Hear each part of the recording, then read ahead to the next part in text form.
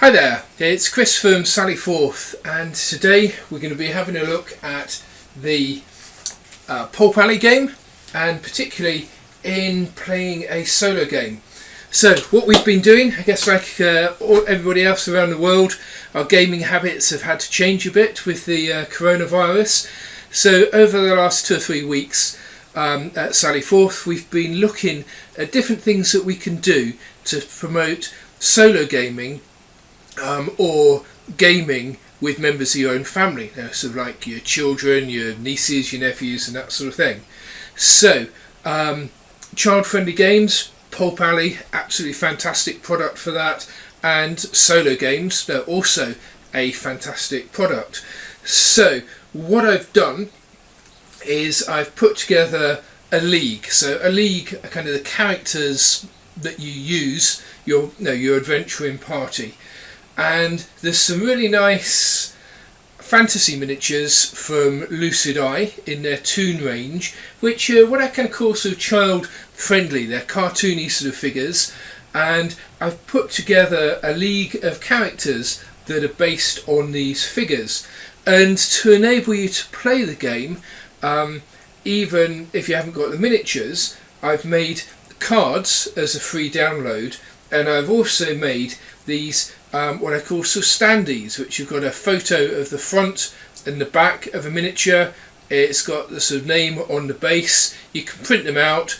I just stuck mine on a 25mm base. You could stick it on a 2p coin or anything like that, and you're ready to go. Okay, so not having the miniatures isn't a reason to not be able to play the game.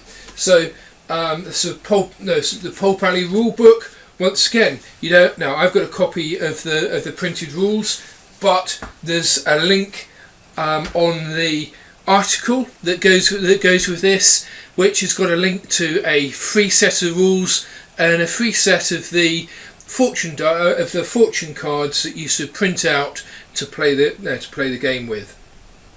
And I've also made available, so we set up some terrain, which is basically some sort of islands, some rocky sort of pieces of terrain that are joined together with bridges, and those are available as a PDF that you can print out, cut out, and sort of put together a set of terrain, a set of figures. You've got a free set of rules, so it's really everything that you need for a solo game or a game with your family. There's even a choice of characters to go in your league. So I've designed it with four characters. So this is a fantasy adventure which has a group of typical fantasy adventurers. So you could play a dwarf or a magician or a halfling, a barbarian, and they're searching for some treasure, and also searching for it is a set of sort of giant newts and toads who are also after the same treasure. So the character cards and the standees for the giant newts and toads, they're also sort of available. So you can either choose the particular characters that you want, or what I'm going to do, just to make it even more fun, a bit random, is I've created 7 characters, and I'm going to sort of shuffle the cards, and the top 4 are going to be the ones that I go with. Okay, so there we go. We've got a fighter, we've got a mage, we've got a halfling, and we have a barbarian. Okay, so let's get set up and ready to play.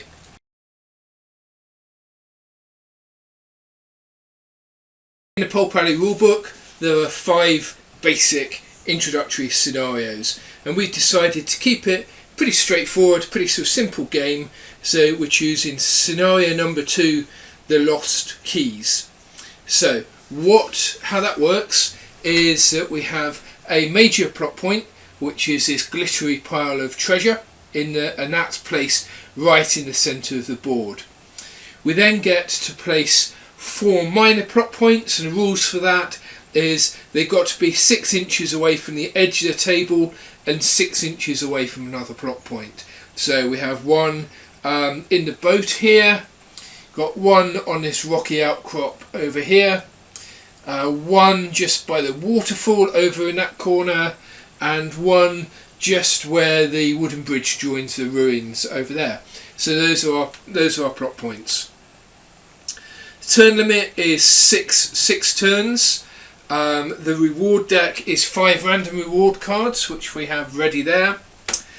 And the deployment is scattered. So that means if you're playing with an opponent, you take turns deploying one character at a time, and the only rules are that they've got to be at least 6 inches, which we've got a handy rule here, they've got to be 6 inches away from a plot point. So these guys are actually a bit overly eager, and they've got to be 6 inches away from an enemy. So I'm pretty certain that we've deployed the 2 leagues pretty randomly across the table. So then before we start, we roll for a random event for each league. So I'm going to start off with the player league, which is the sort of the 4 adventuring characters, and we're going to roll a d10 against the random event table.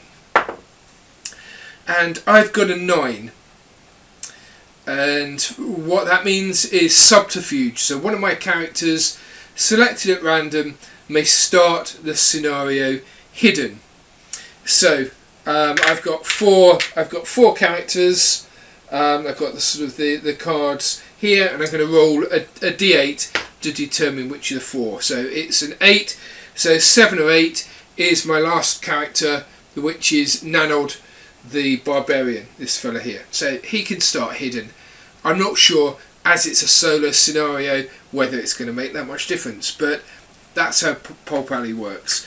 So we're going to roll a d10 for the forces of the Newt King, and they've rolled 10.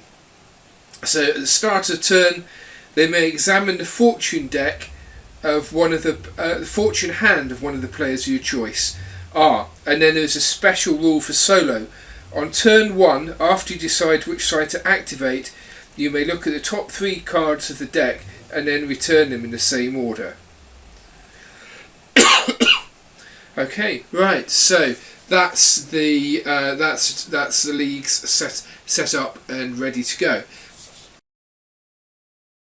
So I'm playing this game solo. So the way that the solo rules work in Pulp Alley is that for the first 3 characters that we activate, we draw a card from the solo deck and apply the rules to it. So the human player goes first. So I'm going to start off by activating Nano the Barbarian. This will draw a solo deck, and it says Quirk of Fate. Effect: all other solo cards and effects currently in play are immediately cancelled, discarded without any other side effects. This includes attached cards. So as it's a first activation, that's not going to actually make any difference at all. So let's just have a think about the terrain. It's set in a sort of an aquatic sort of lake, and we're going to say that the water is perilous. So if you activate in actually touching the water, then you would need to draw a peril. Apart from if you're part of the the Newt Lords League, because they have a league of ability which is aquatic, which means that they don't treat water as a perilous area. It kind of makes sense thematically. And the rickety bridges, they're difficult terrain, so it's not a problem unless you run on them. So you can travel up to 6 inches and they just count as normal terrain, but if you run, then obviously you could slip and end up in the water, so you need to overcome a peril. So Nano the Barbarian is going to simply move up into contact with the plot point that's in the boat, because he rather sort of fancied his chances with that. So the next character I'm going to activate is Cinders the Mage. So let's draw a solo card for him. Quirk of Fate. The effect is all other solo cards and effects currently in play are immediately cancelled or discarded. This includes attached cards. Well, I did shuffle the deck before we started, but we have 2 of those in a row, so that's really not going to hold Cinders up any at all. So he is going to sort of start heading across the bridge. Now his special ability is that he can give a bonus to a colleague within 6 inches. So I don't want him to get too far away, but he's fine now on the bridge. So third character that I'm going to activate. Let's right. So we've got a pair on the bridge over here, which are going for the plot point in the temple. So we say that it's the halfling, who is called Farbella Burrows, and he gets Watch Out. This character encounters a peril immediately. Use the challenge below for the peril. Oh dear. Right, so the challenge is 3 successes with might, finesse or cunning. So looking at Farbella's character card, it looks like he has either 3d8 for cunning or 4d6 for finesse. Now, I can never quite work out the stats, but intuitively it feels better to be rolling more dice. So in Pulp Alley, a 4+ is a success, and I'm rolling 4 dice, and I have 1, 2. So I've got 2 successes, 2 failures. I needed 3 successes with this card, so unfortunately he has failed the challenge, and the penalty for that is 3 hits if failed. So he is an ally, so his current health is a d8.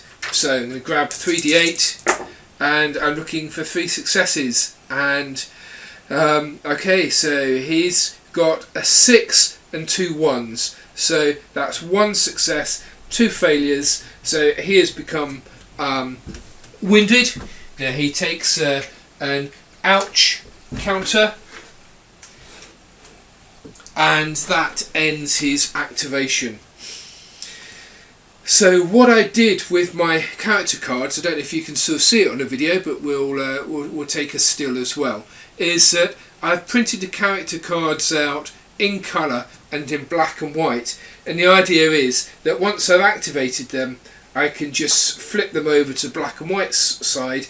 I can still read the stats, but I know that character is activated.